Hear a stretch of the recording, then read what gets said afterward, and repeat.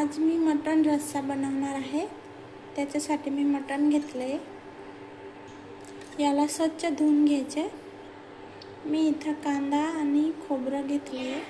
मी इथं कांदा आणि खोबरं भाजायसाठी ठेवलं आहे। याला व्यवस्थित भाजून घेऊ। हे बघा मस्त भाजले जातात। हे बघा मस्त भाजले गेले। याला आता बारीक करून घेऊ।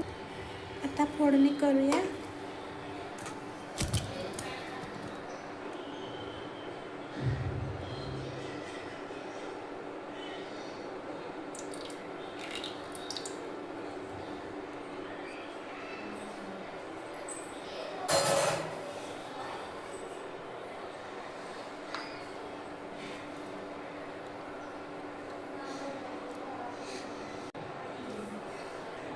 मी इथं सर्व एकत्र काढून घेतलं आहे।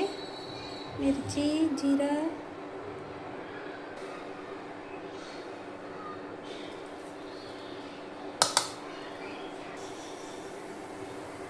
इथं सर्व मसाला भाजून झालेला आहे। आता आपण पेस्ट बनवलं होतं ते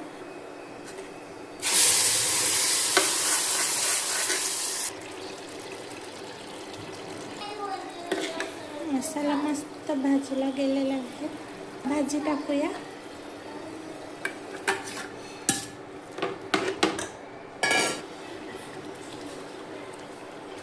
आता थोडा वेळ झाकून देऊ।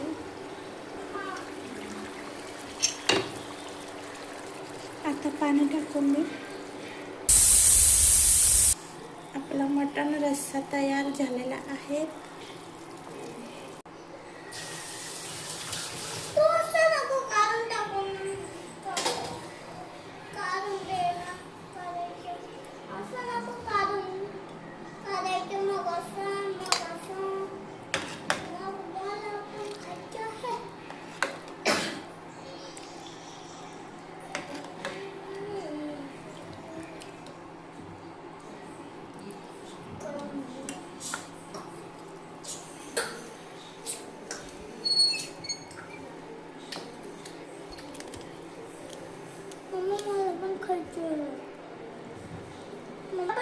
आता थोडीशी कोथिंबीर टाकून देऊ।